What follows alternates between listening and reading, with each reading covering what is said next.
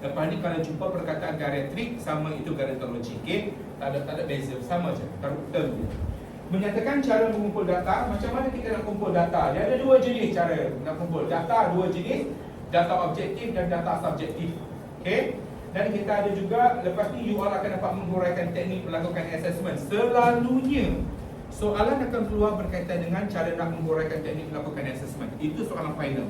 Dia akan tanya, dia akan bagi awak punya situasi ataupun senario macam mana nak buat penilaian kepada warga emas tu, dan awak buat step-step dia lah. Macam mana nak start dengan apa, dan nak habiskan dengan apa, dan macam mana cara awak nak tackle warga emas tu. Okay, so pemeriksaan kesihatan ni adalah untuk menilai tahap kesihatan warga tu lah. Ke saja-saja nak buat. We can see that as medical check-up, kan? Okay, medical check-up. Pakcik tu lah, pakcik nak kerja Saudi, umur 67. Logik dia. Tak, like as what we call that, routine medical check-up every 6 months. Okay, yang mana partikular sangat-sangat tentang kesihatan ataupun mereka yang profesional selalunya kan, orang yang terpercaya kan, selalunya setiap 6 bulan dia akan buat medical check-up. Sanggup berhabis beribu ya buat medical check-up. So, this is one part kenapa kita perlu buat pemeriksaan kesihatan warga tua, dan ada cara dia. Okay, dua jenis data. Data objektif, data yang kita dapat lihat ataupun dapat kita rekod, dan aduan dari orang ramai. Kenapa aduan daripada orang ramai?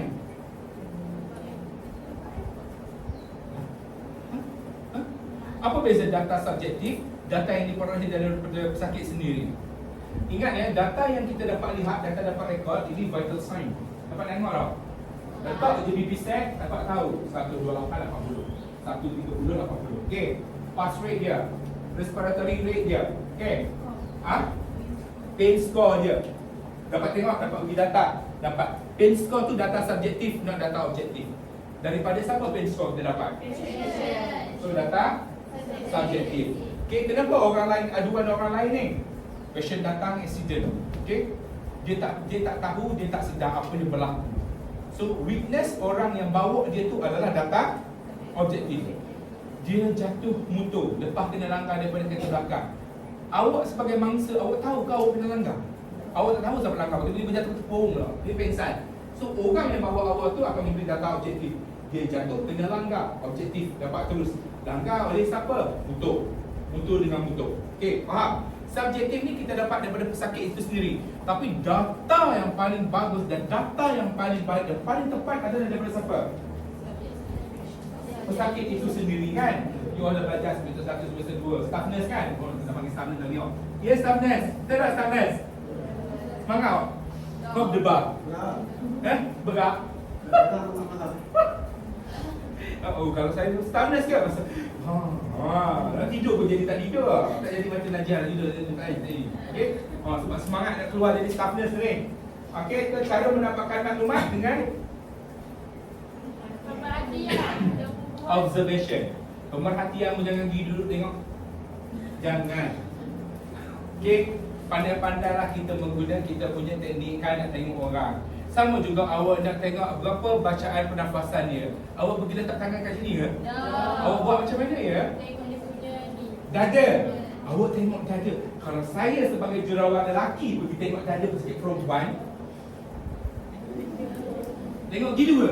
Tengok dia punya pernafasan. Tahu dah lah, tengok lagu mana? Macam gitu.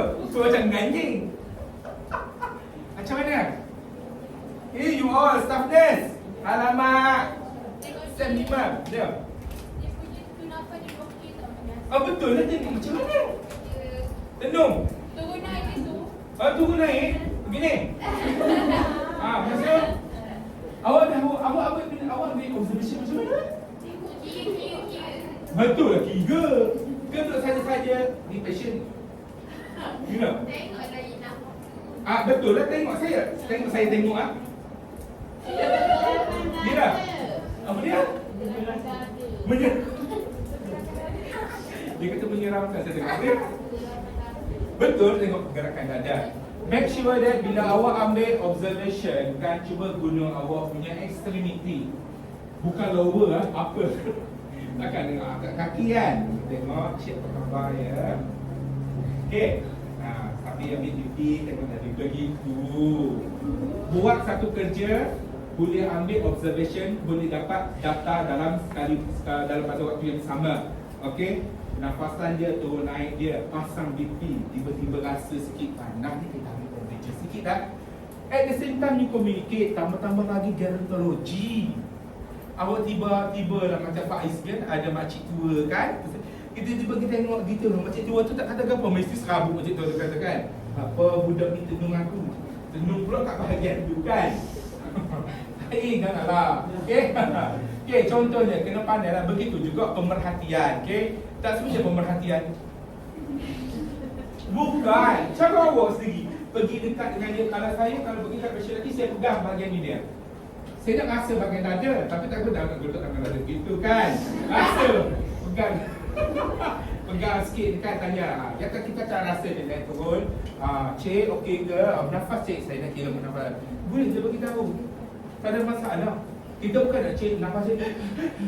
Bukan, nafas macam biasa cik. Tengoklah sambil pasang BP cuff kan. Ke ada awak pergi ambil observation, pergi tengok pernafasan sahaja. Selanjutnya kita pergi observation staff nurse semua. Kalau kita buat observation, kita buat sekaligus kan. BP, tadi saya ambil cik, it's okay. BP, pulse rate, respiratory dia. Ambil dia punya temperature at the same time. Ambil lah, tadi awak ambil dah sejam lepas, sekarang ambil pula. No problem. Mafi muskilah. Mafi muskilah. Arab, tak ada masalah. Okay? Mafi muskilah. Okay? Nehi. Okay? Nehi tu apa? Tak ada. Bukan. Awak tak cakap. Awak cakap Hindi. Apa tu cakap Hindi? Okay. So, yang kedua, temu bual, okey? Awak akan cakap ni. Jangan aja temu bual bakepo. Okey, temu bual apa sekarang ni? Pun awak kena fokus temu bual apa dengan gerontologi. Kalau awak nak buat pemeriksaan menyeluruh terhadap kesihatan warga tua ni, temu bual apa yang awak perlu buat? Okey? Fokus teruslah. Tapi sebelum fokus tu pandai-pandailah kita menggunakan kita punya critical thinking nak masuk cakap dengan Pak Cik. Kalau Pak Cik ada nak datang tak? Takkan ada kan? Dengan cik ada tuang. Takkan lah kan? Dan cik sihat kali ni makan apa ini? Start dulu. Ni, Pocik sakit. Bapa Pocik dapat gini? Jangan. Itu. Tanya makan nasi tu ni. Daripada temu bual itu, you all memang dapat banyak gila datang. You have to remember tau, gerontologi ni, dia ada masalah apa? Dia buat poster kan? Esok kita present poster. Kesunyian. Ada orang bubuh tak kesunyian? Masalah utama dia. Depression. Kan? Kenapa dia depression? Anak-anak semua kerja, tak ada orang nak bercakap dengan dia. Dan awak adalah orang yang boleh dapat data banyak pada dia. Silap-silap awak dapat nombor PIN akaun ATM bank dia. Jangan buat jahat dia. Maknanya dia boleh luas segala-galanya tau. Makcik makan apa ni? Makcik tak makan. Dia masuk ada. Kau cuba dia. Makcik masuk apa makcik? Dia masak sedap. Kan? Makcik masuk ni ya, masak dalam cili padi tapi salah.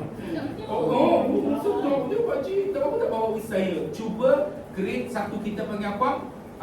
Rapport. Good rapport dengan dia supaya lagi dia letak kepercayaan pada you, lagi banyak dia bagi informasi. Informasi ni bukan you nak buat pada TikTok, bukan you nak expose pada internet pada luar, untuk you tulis dalam data you. Okey, temu bual. Yang keempat, yang ketiga, pemeriksaan kesihatan lah tadi. Kita ada data punya objektif, alhamdulillah. Okey, no problem. Tujuan melakukan assessment untuk mengesan tanda-tanda awal penyakit lah. Kadang-kadang dia tak datang hospital, tiba-tiba hari itu dia datang. Kita boleh check dia punya tanda-tanda awal penyakit. Penyakit apa? Kadang-kadang penyakit-penyakit yang berat ya, berkaitan dengan gerontologi. Ataupun kita, mungkinlah saya nak katakan kat sini mungkin malignant. Apa malignant ya? Kemudian? Cancer. Dia ada dua jenis kan? Benign dan malignant. Kadang-kadang dia anggap benda tu mungkin benign, dia anggap macam ketumbuhan biasa. Ingat ya, apa yang ada dekat muka kadang-kadang tiba-tiba timbul, jangan sembarangan juga cut ataupun potong apa-apa ya. Benda kecil kadang-kadang boleh buat jadi besar disebabkan dia tu asal benign boleh jadi malignant. Okey, jangan sembarangan. Sama juga bila orang tua tu datang, mungkin dia tak tahu. Okey, bila gynecology patient itu datang dia tak tahu. Bila you buat pemeriksaan, you jumpa mendapat habis tu habis. Makcik tak ada penyakit. Makcik ada darah tinggi lah. Tiba-tiba ada kencing manis, ada renal masalah, ada sakit jantung. Punca daripada pemeriksaan kita. Baik elok pemeriksaan tu, dapatlah kita jawapan yang tepat. Okey? Tak salah kita punya diagnosis. Untuk menilai tahap keupayaan warga tua, semestinya you all nak rancang jaga rawatan, you all nak rancang program bersama masyarakat, you all nak present your extravaganza poster nanti, kan? Adakah sesuai dengan faktor usia dia pakcik ni? Kalau umur 80 tahun, boleh dia lagi buat senarodik? Kan? Kalau umur 60 tahun, 50 lebih, maybe. Kalau umur 70 tahun, boleh ke nak buat jungle trekking? Bersesuaian. Melalui pemeriksaan ini kita dapat tahu makcik ni apa sesuai aktiviti dia. Okey, kadang-kadang yang umur 60 pun kadang-kadang tak boleh, mungkin disebabkan oleh disability dan juga penyakit yang dialami. Okey, pertama umur 60 ada asma. Tak apa pakcik, mari kita buat jungle trekking. Pasien asma, jenuh membawa tong oksigen naik pakatan bukit kan. Suruh Najihah lah kondom. Okey, sebab dia ajar. Okey, kena bersesuaian. Dan untuk merancang dan melaksanakan program pemulihan. Okey, ni saya nak tahu informasi daripada awak semua. Awak sekarang ni dah buat genetologi, dah masuk dalam sikit genetologi kan, sebab ni tajuk keempat dengan kita kan. Jujur, sebelum ni awak tak pernah dengar genetologi. Tak pernah tahu kan? Tapi tahulah orang tua kan? Ada orang tua. Sekarang dah tahu ya kepentingan adanya orang tua, dah masuk dalam, dah buat poster ya, dah print out. Okay, so satu kita panggil apa? Satu bidang baru yang you all ingat mungkin bukan ada nursing yang jaga kan? Sekarang dapat tahu lah bahawasanya nurses rod kita ni terlalu besar. Ada yang saya tunjuk, saya tak tunjuk kat bank awak, saya tunjuk dekat Gen 29 video yang kita buat kan? Ada salah seorang daripada grup kami memang duduk dalam gerontologi, dia minat gila. So, start dia first hari pertama dia bekerja sebagai jururawat, dia dah duduk di sektor gerontologi. Dia memang minat jaga orang tua sampai ke hari ini. Mungkinlah ada kalangan awak, saya tahu bapak awak tak minat kan? Tapi Minat. ya, alhamdulillah. Nanti kita minat tak banyak, minat sikit kan? Okay. Format yang digunakan adalah format proses kejururawatan ataupun battle indent form. Dia ada form dia sendirilah. Battle indent form ni adalah bergantung kepada organisasi tu. Kalau organisasi tu guna. Kalau tak kita guna, kita punya examination form biasa sahaja. Kat mana awak nak belajar examination form biasa tu? Sem 6 nanti awak akan belajar management, okay? Pengurusan. Awak akan didedahkan dengan semua form yang awak akan daily rutin awak akan buat, termasuk dengan form ini. InsyaAllah sempat. Cara-cara mengumpul maklumat, tumbuhan, pengambilan sejarah dan juga latar belakang. Okay? Kita tanya bukti-bukti peribadi pakcik ni, pasien ni sendiri. Lepas tu, bukti-bukti peribadi ni kalau kita tak tanya, kita boleh dapat daripada mana data dia? Waris lagi? Yes, very good. Documentation yang dia adakan, IC, bukan geran tanah ya, tak ada kaitan. Account bank semua tak ada kaitan ya. IC dia, pasport dia, ataupun sijil kelahiran dia kalau dia masih ada lagi lah. Bukti-bukti peribadi. Sejarah medical surgical dia, tanya dia macam mana tentang sejarah medical surgical. Apa dia? Yes. First kita tanya roughly, okay? Pakcik kena masuk hospital penuh banyak kali. Banyak kali tu kena detail ke tak? Cuba tanya hospital mana. Kalau dia pernah masuk hospital kerajaan, selanjutnya rekod dia kita ada. Tapi cukuplah benda yang macam, contohnya saya pernah masuk hospital, tapi hospital yang saya masuk tu first saya buat pembedahan untuk saya sakit. Itu penting.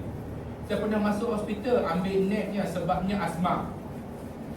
2-3 kali asma. Bukan tak penting. Just kita panggil roughly, itu bukan satu major yang you masuk hospital informasi, okay? Macam berapa kali asma? 4 kali setahun masuk. Enough.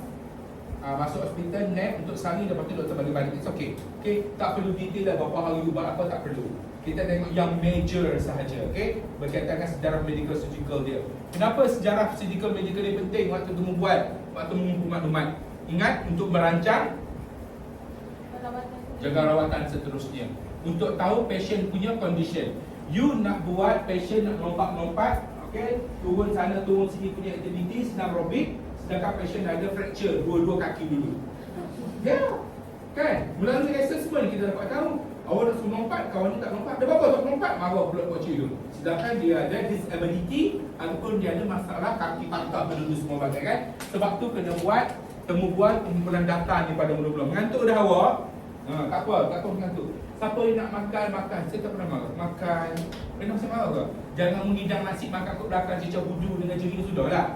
Kan? Setakat nak makan cikedi ke apa ke, boleh makan. Tak ada masalah. Saya tahu, petang-petang tengah hari kan mengantuk. Kalau rasa macam tak sedap lagi, cubit diri sendiri. Tapi kalau nak sedap lagi, suruh kawan sebelah cubit. Lagi sedap. Tu dia start cubit dah. Dia buat dah terus dia buat. Okey. Okey, tahap kesihatan sekarang. Tahap kesihatan sekarang ni macam mana nak tanya? Tadi kita tanya dah sejarah yang dulu. Sekarang contohnya dulu pakcik ambil ubat darah tinggi. Sekarang pakcik ambil dia lagi. Alhamdulillah tak ambil dah. Tak ambil disebabkan oleh sembuh atau tak ambil disebabkan oleh default. Faham default? Pasien tak habiskan ubat, pasien tak nak tambah ubat kan? Masalah tak sendiri.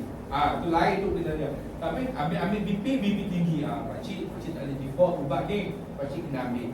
Okey, waktu pemeriksaan kesihatan tu banyak benda sangat kita dah boleh buat dengan dia dah. Lepas tu sejarah keluarga, satu lagi tahap kesihatan sekarang ni, kadang-kadang kita boleh dapat informasi daripada dia orang ni, dia orang bawa ubat dalam beg. Ingat tak? Orang tua ni bawa ubat dalam beg dah. Dia bawa ubat apa? Cuba tengok, cuba ambil ubat apalah. So awak pun kena mahal lah juga ubat. Waktu beli ubat kau tak tahu, klik tahu pakcik, saya tahu ubat Panadol je. Masya Allah. Ubat belakang subjek farmakologi. Farmakologi kita tengok, okey. Jangan main-main. Okey, sejarah keluarga. Amat penting. Apa dia soalan pertama yang kena tahu sejarah keluarga? Penyakit keturunan. Jangan saja keluarga ada bapa dan adik. Okey, pakcik anak berapa dulu? Ayah pakcik ni kedua ke? Pakcik ni kau jangan tanya babak tu. Ada kaitan langsung dalam kehidupan kita.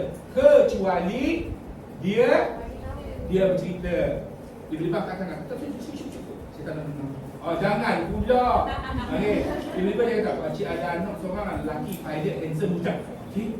Kat mana sekarang yang tu kau? Tak tahu kan? Kalau tu kan pakcik ada nombor perempuan dah. Okey. Biar awet ada depan kan. Spare part wajib kan.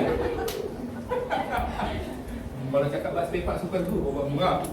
Okey, sejarah keluarga, ada diabetes ke tidak? Okey, ada penyakit tiga serangkai ke tidak? Satu lagi kena tanya, ada kanser, pernah ada kanser ke? Ada ahli tu. Pakcik ada kanser ke? Jangan. Soalan pun kena uji. Kan? Pakcik ada kanser ke dulu? Kawan tu kelipar dengan ni. Tanya dia soalan, adakah ahli keluarga yang pernah ada penyakit baru? Okey? Kenapa? Tak apa tak? Kenapa? Pelik kan tanya soalan gitu kan? Pakcik dia kena gantung kok? Kan? Jangan tanya begitu. Tanya dia kan, kita nurses kan? You belajar komunikasi semua apa? Alhamdulillah. Berapa ya? Tapi B ya? Tak ada CD kan? Komunikasi okay, so aktiviti harian sebelum dan semasa. Sebelum apa ni? Sebelum kejadian ataupun sebelum pemeriksaan dilakukan ataupun semasa itu hari ini. Pakcik bangun pagi tadi, pakcik bangun pukul 4.30, pakcik mandi ambil semayang, pergi sejik. Lepas pergi sejik balik rumah makan pagi. Lepas makan pagi, anak pakcik mari ambil, kata hari ni ada pemeriksaan kesihatan. Lepas tu pakcik mari. So you can see his life. Pakcik ni pergi masjid. Kalau dia subuh pergi masjid, insya-Allah Zuhur, Asar, Maghrib, Isyak, kemungkinan dia pergi. Tapi kena tanya, jangan assume. Jangan apa? Kalau tahu. Apa tu? Jangan assume lah. Jangan pandai-pandai je buat. Jangan assume. Tetapi selalunya begitulah. Kalau subuh hari pun bangun pergi masjid, kan? Zuhur, Asar, Maghrib, Isyak, selalunya dia pergi. Tapi boleh bertanya. Kita tahu lah aktiviti dia macam mana. Pakcik tak kerja dah, tapi pakcik ada kebun. Kadang-kadang petang pakcik pergi. Boleh tanya. Jangan pernah tanya, pakcik kebun berapa ekar? orang bujang kecil. Orang bujang. Tiba-tiba jadi baik. Pakcik, elok tak lagi? Jangan, okey? Aku tahulah modus operandi pokokmu, jangan buat benda gitu, okey? Okey ke? Ada soalan ke setakat ni? Okey, tu tahu, tu temu bual, okey? Nak temu bual ke apa lagi boleh tambah ni? Peribadi sejarah, benda-benda peribadi dia, sejarah dia, tahap kesihatan dia, sejarah keluarga dia, aktiviti hidup harian dia. Ada benda penting lagi tu yang you tahu. Ada benda penting yang di dalam medical, surgical ataupun aktiviti hidup harian dia yang you all boleh tahu. Ingat ya, you all ni akan bekerja di seluruh Malaysia. You bukan kerja di Setiu Terengganu. You bukan kerja di Kuala Terengganu Medical Center, KMI sahaja. Okay, sahaja tu tidak. Okay, you tak kerja kat situ. You kemudian kerja kat Penang. Of course, Shima akan balik Penang, kan? Akan kerja kat Penang, Shima? Of course, Penang ada berpuluh-puluh hospital terbaik di dunia. Iron Hospital, KPG, Clinical dia memang the best. Okay, awak minat kanser boleh pergi Mount Mariam. Okay, dia handle kanser. Ada gynecology hospital juga dekat Penang, private punya. Awak kemungkinan akan kerja KL dan awak akan jumpa pelbagai jenis bangsa, agama. Kadang-kadang gynecology bukan Melayu, India, Cina sahaja. Kadang-kadang terjadi daripada warga asing yang memang pilih untuk menetap di negara kita. Apa soalan awak perlu tanya? Tak ada kaitan dengan hidupmu. Tahu tak soalan apa dia?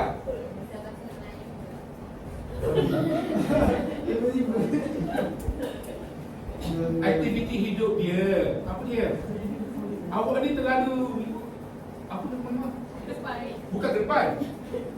Jumut ke mana? Kalau narrow sangat tu. Awak kena tanya tahu pengambilan alkohol. Yes. Pengambilan tobacco. Dia isap rokok ke, dia isap curut. Dia ambil tahu berapa batang tu tak payah ambil tahu. Dia akan cerita sendiri kamu. Okey? Kita ya berapa batang. Okey? Berapa kali tu awak boleh tanya. Kali ya. 3-4 kali sehari, 3-4 kali sehari, maknanya 3-4 kali batang kan? Selalunya kan? Ke awak ada isap 4 batang sekali tu, 2 hidung 2 mulut. Ada kan? So benda tu tak ada. So you all kena tanya benda tu, okey? Kena tanya betul. Sebab tu kita mungkin tak tahu, tapi itu penting pengambilan alkohol kan? Pengambilan alkohol dan juga pengambilan tobacco ni cukup memberi kesan kepada kesihatan. Tambah lagi gynecology. So benda ni kena tahu. Sebab tu kata you all tak boleh nak rigid. Orang kampung setiu je. Orang Kuala Terengganu je. Pagi si gang, si agang. Hari si agang, malam si agang. Pagi si nyok, hari si nyok, malam si nyok. Okay, 24 jam si nyok. Stres aku. Kan, orang luar pagi, oh my god. Bukan nasi lemak. Kadang-kadang makan pagi, orang umur 50-60 tahun makan tu. Apa, cereal tu. Bubuh susu. Dengan slice banana, dengan strawberry. You know, you don't know. That's why kita berbeza. Persoalan kita juga variety. Ingat, you all bukan kerja dekat Kuala Terengganu Medical Center KMI sahaja. Tak ada orang nak ambil awak kat situ. Awak kerja di luar.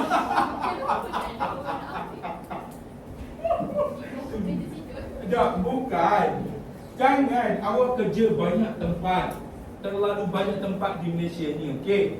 Kalau awak kerja di Saudi, takkan nak tanya, Abah, I this morning makan nasi lemak, Abah. Takkan kawan tu tengah-tengah tanya makan nasi lemak ke tidak, kan? No.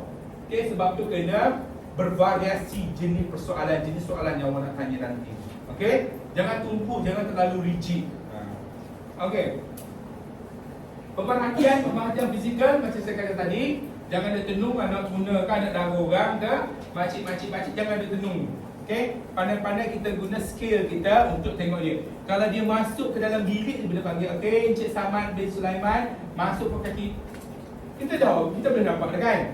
Okey, dia punya jalan fizikal dia tak elok. Lepas tu lah kita dalam tambah dengan tadi pemerhatian, kita tambah dengan temu bual. Dengan temu bual tu kita dapat tengok tadi kan, dari pemerhatian saya tadi, pakcik jalan sakit kaki ke pakcik? Pakcik gelecok. Gelecok tu okey. Ataupun terseliuk gelecok. Dia orang setiu lah. Dia setiu lagi saya terseliuk. Turun tangga tadi saya terseliuk. Ataupun dia kata, saya memang disability pula. Saya memang cacat daripada kecil kaki saya macam tu. So daripada tempang ke tempeng ke tak kisah, tapi daripada pemerhatian tu you boleh tanya soalan waktu temu bual. Okay? So perubahan yang berlaku, aging process. Apa aging process? Dah ada dalam subjek kita nombor 2. Dah ada subjek tahun ni nombor 2. Nombor 2. Kata orang nombor 2. Apa dia? Perubahan pada fizikal lah. Ni penuaan muka dia kan, ada pigmentasi. Tengok. Habis. Yes, bintik rambut silver. Oh, uban. Okay. Perubahan fizikal, aging process. Okay, tiba-tiba umur 30 ada uban. Boleh tak? Boleh? Boleh. Tengoklah macam mana dia aging process, tapi kulit cun lagi kan, collagen masih ada lagi, bukan tua. Mungkin disebabkan oleh genetik. Dia perancang. Pakcik tu makan dia perancang. Lepas tu sudah tiba-tiba keluar dia perancang. Okey. Lepas tu dalam pemerhatian kita tengok kelakuan tingkah laku non-verbal. Apa maksud non-verbal? Kata belajar komunikasi. Pergerakannya, yes. Pertama kali dia jawab soalan. Okey, non-verbal ni, ingat dalam komunikasi berapa verbal, berapa non-verbal. Saya 15 tahun dah tinggal di sini. Dah berapa mu? Ngantuk. Apa non-verbal, apa verbal? Berapa percentage verbal? Verbal. Berapa percentage non-verbal? 70% adalah non-verbal. Maknanya more to sorry. Bukan verbal dan non-verbal. Betul lah. Non-verbal. Kalau yang menulis tu Perbuatan. sorry, ini soalan saya yang sebenar. Saya akan jawab. Dalam awak melakukan body language kan, body language dalam komunikasi, body language tu adalah memberikan 70% awak punya gambaran ataupun awak menggambarkan dalam komunikasi. Awak faham tak? Okay, 70% body language sahaja. Verbal awak ni kurang. Contohnya kalau pakcik tu masuk, saya tak cakap. Apa impresi awak tadi? Keng lagi? Agresif lagi? Tak mesra lagi? Awak tengok, saya tak cakap pun. Sombong lagi. 70% dah tunjuk bahawasanya that's me. Saya tak cakap lagi. Tiba-tiba saya cakap, hai, apa khabar semua? See, 70% dalam komunikasi itu adalah body language awak, pergerakan awak, mimik muka awak. Sebab tu orang dapat nilai psikologi, pakar-pakar psikologi. Tak perlu awak cakap, tengok awak berjalan apa tahu awak ni individu yang macam mana. So daripada seri pelaku adalah perubahan tingkah laku dan verbal tu, kita dapat tengok pakcik tu macam mana.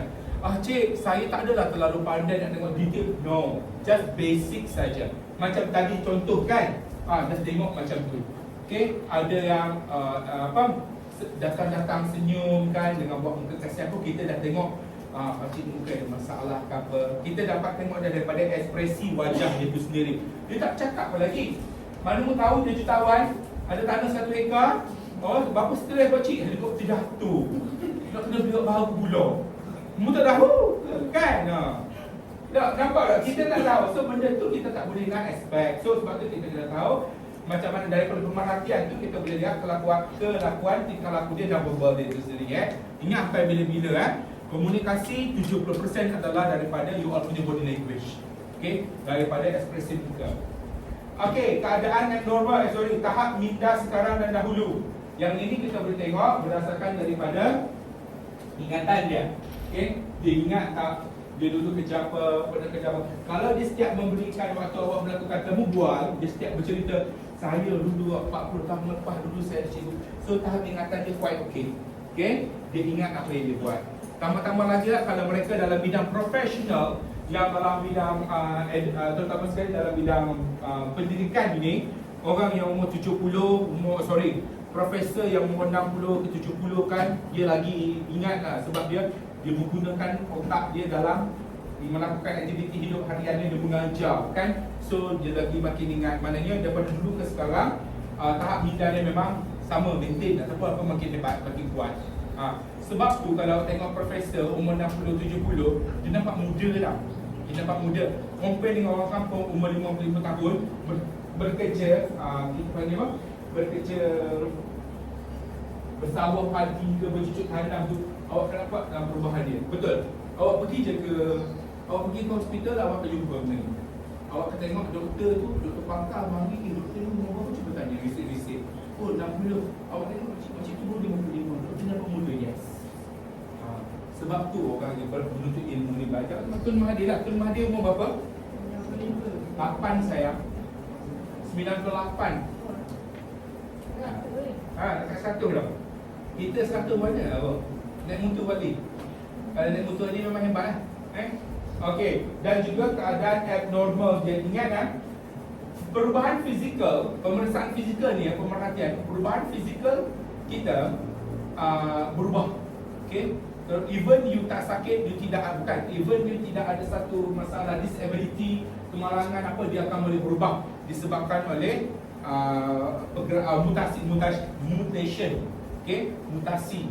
Daripada awak tidak ada benjolan, contohnya lah, tiba-tiba ada benjolan kat sini, boleh berlaku. Zaman muda tak ada, tua ada. So itu adalah satu abnormal. Awak boleh tanya tak pakcik tu? Boleh. Tanya dia. Masa melakukan pemeriksaan kesihatan melalui pemerhatian, tanya dia, pakcik ini benjolan apa ni pakcik? Dah lama ke? Oh lama dah, umur 12 tahun dah ada. Dulu tak ada, sekarang ada. Itulah keadaan abnormal yang muncul pada gerontologi. Okey, boleh tanya. Alah, mudah je, kita tanya mak awak sendiri. Dulu makmu dalam gambar flawless gila. Sekarang cuba tanya mak, kenapa hitam-hitam ni mak? Ada, kenapa dia timbul-timbul dengan apa? Bagi tahu lah, dia berkata pigmentasi. Okey? Kalau orang ada banyak kolesterol, dia akan timbul bintik-bintik kat leher ni. Dah dengar? Timbul isi-isi kat leher ni kan? Pigmentasi dia disebab daripada high kolesterol. Okey? Perubahan abnormal untuk gerontologi. Okey, pemeriksaan yang lagi yang kita boleh buat tadi melalui pemerhatian. Ini kita kena lakukan aktiviti lah, tanda vital. Ambil vital macam saya bagi tahu tadi. Lepas tu pemeriksaan mama, darah, FBC apa dia FBC? CBC? FBC tu belakang. CBC sama je, fungsi. Complete blood count sama je. Awak pergi dekat Malaysia, FBC. Awak kerja dekat overseas, majoriti dia menggunakan CBC. Okey, RBS, FBS, red blood cell, S bukan cell, C cell.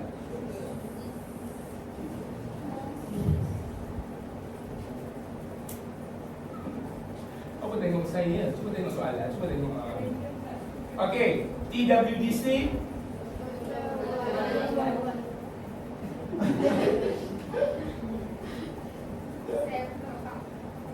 Cell count. Count lagi cell lagi D tu S darkness nak keluar dia. Total TWDC. Total white.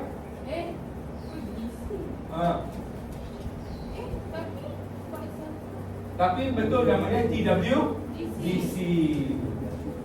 Betul namanya TWDC, total white count, total white cell count. Betul. Okey, renal profile fungsi untuk apa renal profile? Ginjal. Kita nak tahu semua fungsi ginjal. Glomerulus lah, semua urea, kreatinin semua dalam ginjal. Yang ni pun awak kena mahir dalam, awak kena tahu berapa range normal dan juga abnormal. Dah masuk dah sel 6, 5 dah ni, dah boleh jadi stiffness dah. Awak kena ingat dah benda ni. Ini kalau pergi masuk ward, ini adalah benda biasa yang kita buat investigation.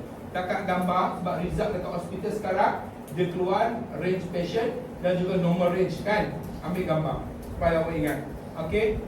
Serum creatinine, serum uric acid, SR tu serum, okey. Kenapa uric acid ni penting?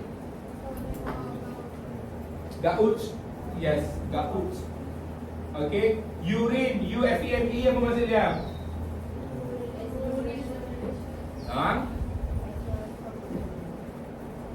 Sebelum mikroskopik tu F tu full examination, microscopic examination. Okay, sama. Urine FEME, renal profile, full blood count ataupun complete blood count, tiga benda ni adalah benda sama. Maksudnya dia periksa semua. Full blood count dia akan periksa semua komponen dalam darah. Kecuali, siapa boleh jawab saya bagi Ferrero Rocher. Kecuali awak sambung balik. Kecuali full blood count ataupun complete blood count boleh cek semua komponen dalam darah. Kecuali fasting blood sugar can. How come they not? Kecuali oxygen can. Cocok can. TWDC, ambil full blood count lah boleh cek TWDC. Kecuali stiffness, pH, can. Boleh. Cima, apa dia? Boleh. Apa dia? Apa dia tadi sebut? Air in the body, can. Boleh cek. Apa yang tak boleh cek? Kolesterol can. Kolesterol boleh ambil kaki je tahu. Apa lagi? Boleh. Dan kolesterol dan kalori apa beza dia? Kolesterol tu kolesterol, kalori tu kalori. Apa yang tak boleh cek? Anemia. Anemia ke? Awak tak boleh cek apa? Dan awak tu kalau ambil full blood count. Cancer memang tak boleh cek. Maksudnya bukan cek kanser penyakit. Apa yang awak tak boleh cek berkaitan darah tu dalam full blood count. Komponen darah tu, apa yang takkan keluar dalam full blood count? Urine. Urine boleh. Urea. Kita panggil urine. Urea. Boleh. Dia keluar urea. Albumin, kreatinin semua keluar. Boleh. Ada ya Allah. Kelu. Depan. Sebut. Awak. Baru ni ada.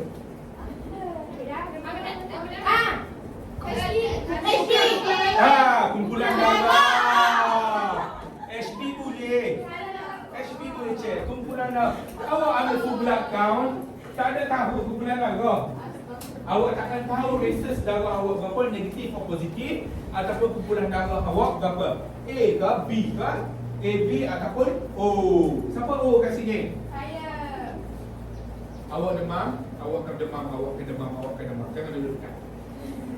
Yes. Bukan awak. Dia O dengan O bertemu dia akan berjangkit. Kalau demam. Itu tak ada kajian dibuat. Tapi kajian daripada kami. Stamina lama ni kalau demam, demam apa? Kau semuanya kat aku. Dia gitu. Okay, betul. Dia selalunya lah begitu. Siapa A? Siapa dia A? Angkat tinggi sikit. 1, 2, 3, 4, 5. Kita pergi makan nasi sekali. Ini dah. Kalau A. Okay? Jangan nasi boleh? KFC tau. Saya serius ni. Oh, sendiri lah. Oh, ni budak getel tau.